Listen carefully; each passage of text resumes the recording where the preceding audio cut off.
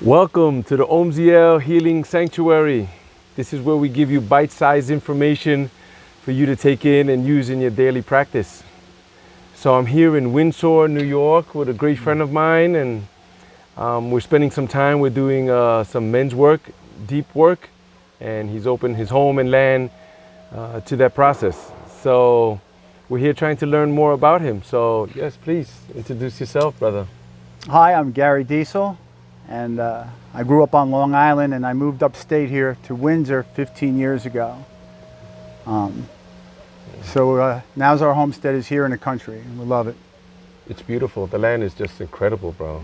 Yeah. So you came from Long Island. I know your journey is fascinating. So tell me a little bit about that.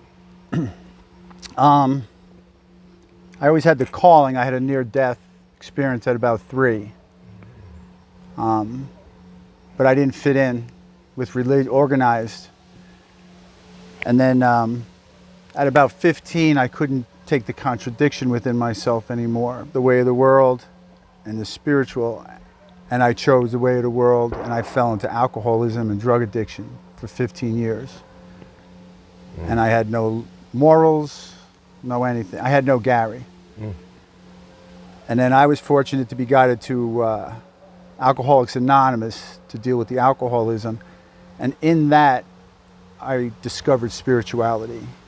And from there it's been now 35 years of continuous sobriety and spirituality, helping others.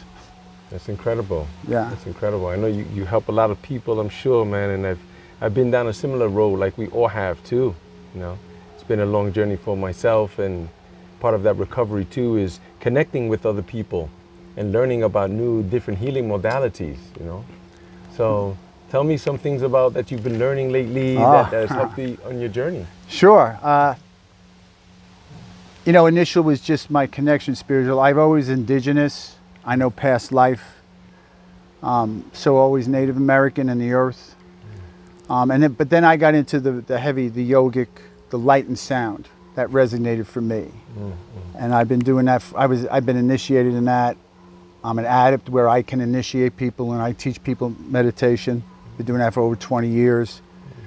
I found Reiki energy, healing energy. I am a Reiki master teacher where I can attune people. I can also heal. So I've been doing that for over 20 years.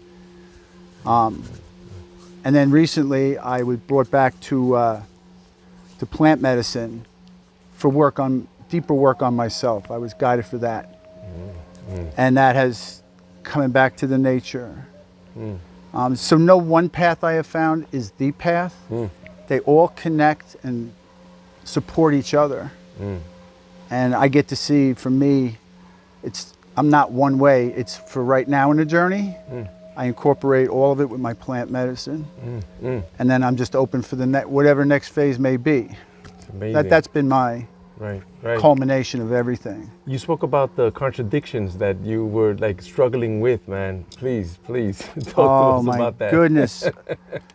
Well, you know, for me, I know I'm heavily yin energy, but I had to be the big athlete, womanizer, football player, blah, blah, blah. Meanwhile, I loved reading books, being in nature.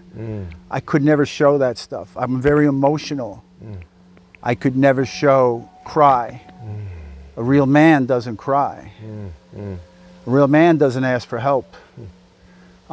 Spiritually, deja vu and taking off to planes. Naturally, I've always had that.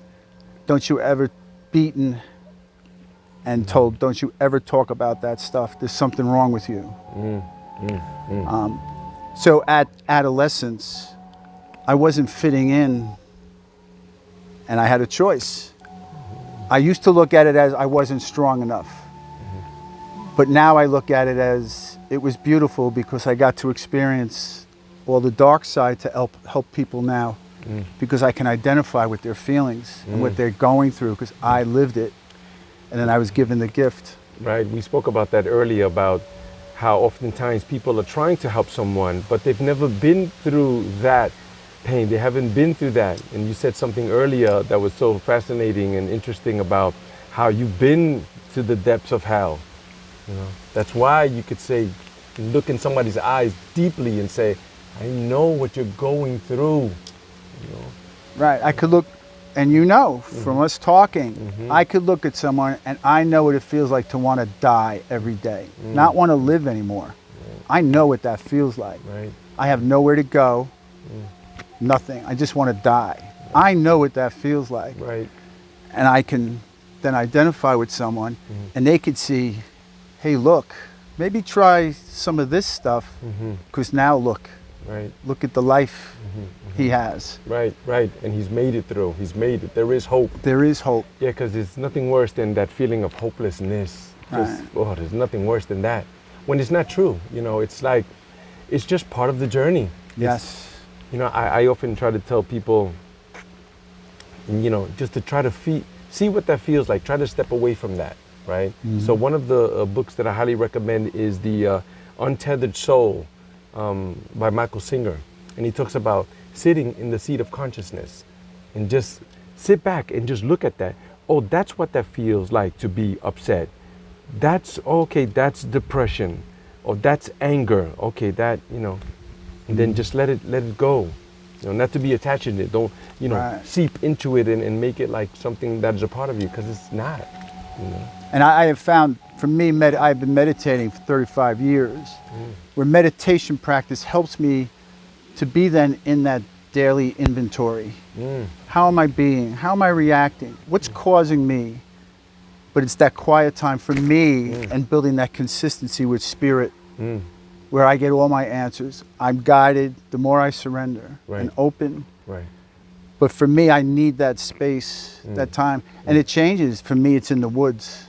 When I can come and be in your love and openness, I get to see there are many ways for that energy to help me in the process with the quiet sitting. It's out there for me. But unless I go out and try and feel for what works for Gary. Right, right. You have to put it in. I know. I often tell some of the other brothers too that, you know, when you're making a chocolate cake, if you don't put chocolate in it, it's not a chocolate cake, bro. You have to put it in order for it to be what that you want, or else you're really doing something different, right? Right. So why don't you, perhaps you can tell us, like, was there a point? Was there an episode, or was there some, you know, series of events that brought you into, like, you know, like, I don't want to do this shit no more. Like, I need help. And I went through that 3 nights ago, where I'm awoken every night at about 12:31, and then I'm with spirit, just in the quietness, and then I meditate for hours, and then I might sleep for an hour or two. I was feeling, I had taken on my son's energy in contradiction of being guided and buying a car. So I had experienced that actually the other night, where I was overwhelmed because I had taken on personal my son's negative energy to the whole buying car thing. And I sat there in that pain. But my practice now is, I know, number one, this will pass. I'm not going to be in perfect energy all the time. I will have dips. But what am I going to choose to do with it? Am I going to sit in it, let it go worse and go the other negative? Or do I ask for help and then just be and allow? Where I chose the second. And the next day, things just lined up of supercharging Gary, hiking with meeting a friend hiking, my wife getting something, us checking out a new event and it being beautiful, where the whole day was just blessing, and I got to be in love, got to be back on the path. That's beautiful. But on my journey, there's been many times, but I had a teacher tell me, once you take that step over, you can never go back. Right. And that's been my experience. I've taken a step back into the way of the world, and it's so unauthentic and so miserable. I'm like, nope. Right, right. Bring it on. I'm going this way. Right, right. We often speak about that too, about the genie. Like, once you get the genie out the bottle, like, you can't put the genie back in. Yes, that has been my experience. And yeah, it's like you can't unknow some of these things. It's just, and then, you know, try. And then even if you really could, you wouldn't be happy. No. You'd go back and you'd be like, I'm miserable. You know, Can't. I want to be my authentic self. Like Yes. I try myself to just be. I don't want to walk around a certain way. I don't want to have to talk a certain way. I don't like that. Not to impress nobody or nothing. This is just me. And sometimes I get people, you know, giving their opinion of me, because that's all that is, see? But that's their perspective of who I am, no matter what that is, whether I'm a great guy or whether I'm doing something, you know, not aligned with their image. But me, I know that I doing my best to be authentic to me. Now I find in being that authentic, it has been a process in my journey because I would know it here. So in essence, I was kind of being it, but that was still better than what I was. But it took the guidance in the guidance time and practice, where then for me, plant medicine then helped me. Now I be it from here. Okay. Now, have you found that there had to be a transition time from here to here? For sure. It's always a practice for me.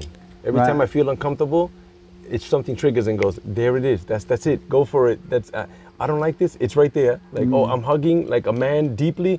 You know, I feel uncomfortable and stay there. You know, Right. that's where you're opening, you're expanding more. You're just allowing that beingness, you know, for lack of a better word. Yes, it's beautiful. Why don't you tell me a little bit about growing up as a kid? You know, your siblings and Yeah, I have.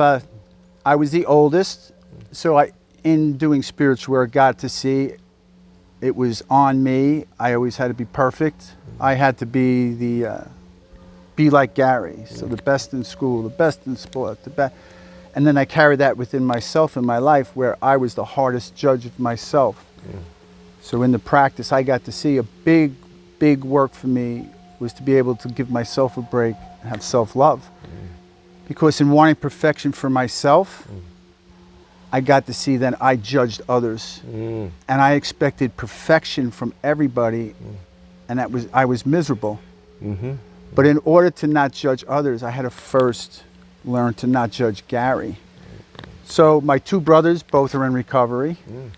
Family disease, they say. right, yeah, They don't choose to work on the program, where nutrition, physical, spiritual, lifestyle. right, And they're way younger than me, and people will be like, oh my God, he looks Yeah. and acts 25 years younger than you two, where they're old, and because they're in the way of the world. I'm this age, I have to be this way. right, I mean, where if that's their thing, Right. God bless them. They've seen my journey. At any time I have offered, but I won't impose as much as I want to, because my heart breaks. I love them. right, But I have learned I can't teach someone unless they want to be taught. right. But I could work on me and just be. So yeah, the child at Long Island, you know, not having a lot of money. Right. So I had money issues. Okay. I worked on that. Okay. The whole athlete thing. I went to college, Okay. athletics, Okay. you know, and then the dark side of life. Seeing some of that in the family. Families are riddled with darkness. Well, my whole family, alcoholism, you know, Same. but you know, like a real man works hard and plays hard. Like that kind of the male ego stuff, but like there was always roof over the head. No one was ever beaten. There was always clothes. Right. There was always food. Okay. But it was still like that male ego way of the world thing, kind of, Right. that just didn't resonate for me. You know, so I kind of laugh and say, in raising my son now, I just try to be the opposite of how I was raised. Right. Right. That's right. my guide. That's your guy. Just would my family do this? I'm not gonna do it. Right. What's the opposite of this right here? Exactly. But I'll tell you, I was in recovery maybe 20 years. On top of my meditation practice, my Reiki practice. My dad never believed in it. He's old school from Jamaica, Queens.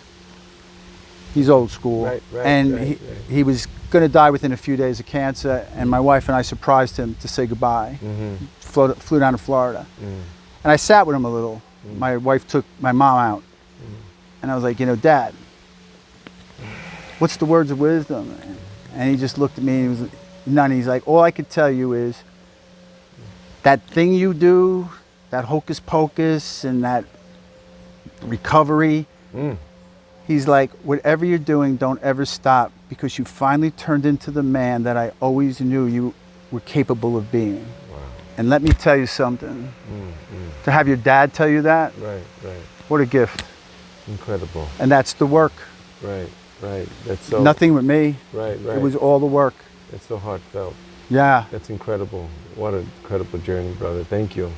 And you know, you also spoke about like physical activities, and you know, we're a big proponent of that. Like, you know, workout. You know, go running. Like, I mean, if you can't run, walk. Walk. You know, or I don't know, challenge yourself. Find some event that you can do, that you can be a part of. That way, you have something to look forward to. Yes. Right? So, excuse me. I'm involved in the Spartan races. So I'm always like in training. I'm always training, Yes. you know. So that keeps me like in a perpetual motion of like preparedness. Like, come on, let's go, let's run, you know. And that's a big thing for us because it's all in the mind. Everything's in the mind. Mm-hmm. So like, if you want to go running and you look outside and it's raining, it's raining, I'm not gonna go. That's in your head because you're not gonna melt and you're not gonna dissolve. You're just gonna run in the rain. That's it, you know. Oh, it's too cold out there, I'm not gonna run. Before you know it, you'll be warm. I mean, you know, really, it just goes on and on. There's no excuse, but it all starts in the mind.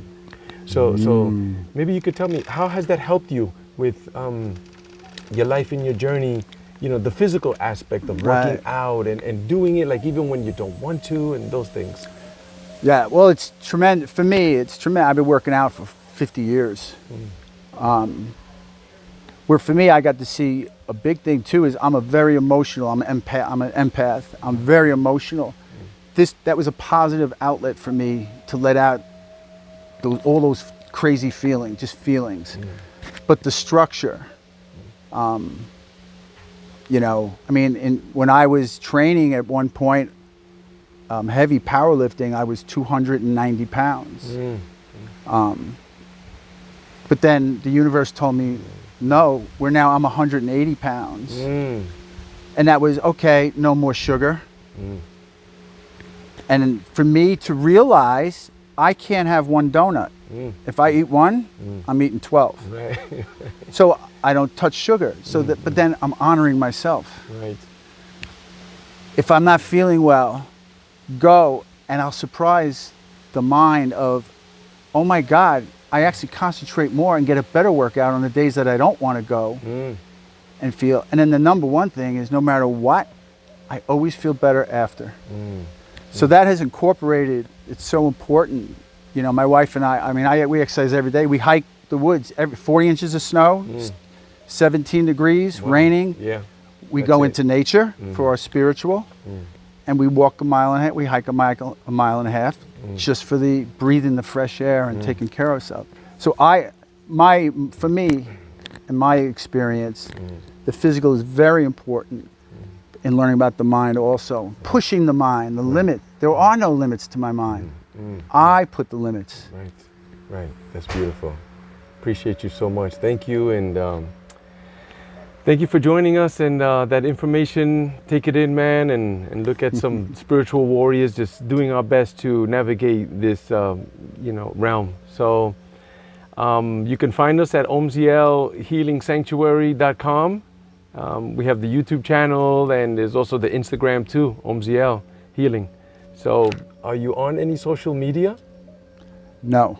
Okay. So, Gary is in Windsor, New York. Windsor, New York. Yeah, but anytime you're up here, I'm here. Appreciate that. You know, we did speak about some great things that you're doing on your land, the visions that you have for all of these gatherings, and for people to come together and do more of that self-realization, man. So we're gonna keep everybody updated community. on that. That's right. Yes, That's right. For sure. Thank you, brother. Thank you. Thank you for having me. Thank you. Aho.